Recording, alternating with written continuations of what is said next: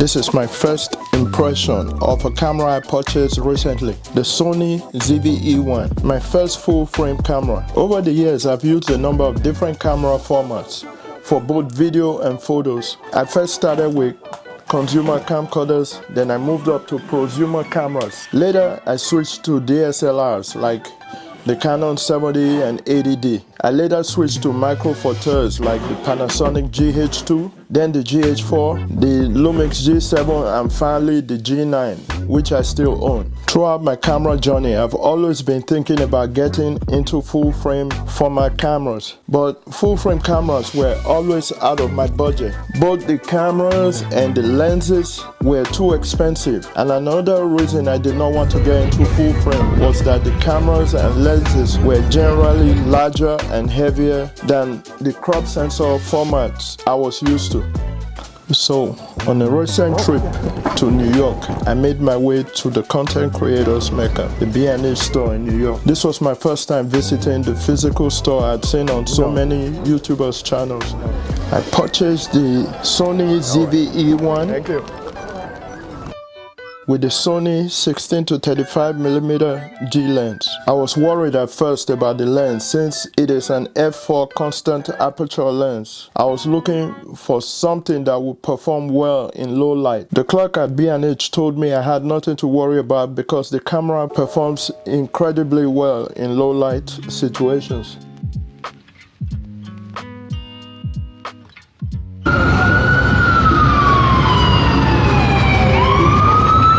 The sensor in the camera is the same as the sensor in the Sony FX3, which is a low light beast. I decided to put the camera and the lens to the test. I was planning to go back to exchange the lens if I wasn't impressed with its low light shots, but I was pleasantly surprised with the shots I got.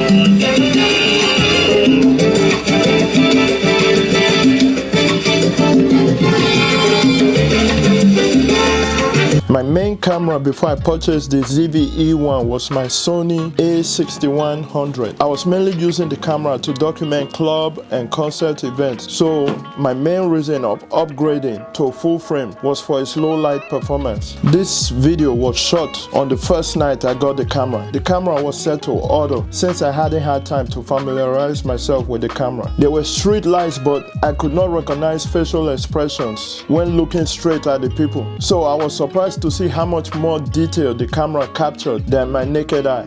The sound was pretty good and decent too. This is probably the best onboard mic on a camera I've ever used.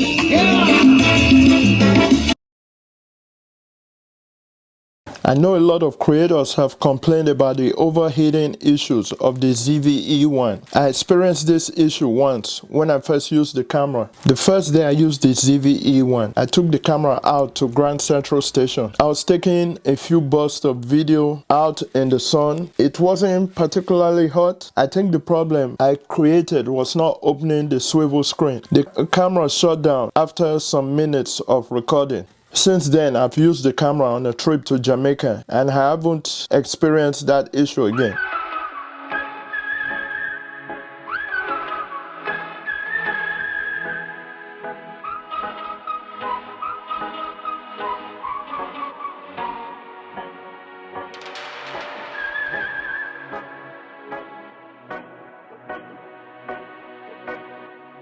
So far, I haven't used the ZV-E1 for photos that much. The ZV-E1 is only capable of taking 12 megapixel photos. But if you're not doing big prints, that's enough for like social media photos and whatnot. One of my favorite cameras for photos was a 5 megapixel Sony camera. This camera is geared towards videographers, but I plan to use it for photos and I'll let you know how that goes. So far, I'm glad I picked up the Sony ZV-E1. I think it has the potential to improve my project, and now I have to save up all my shillings to buy more glass since I'm now in the Sony full frame ecosystem.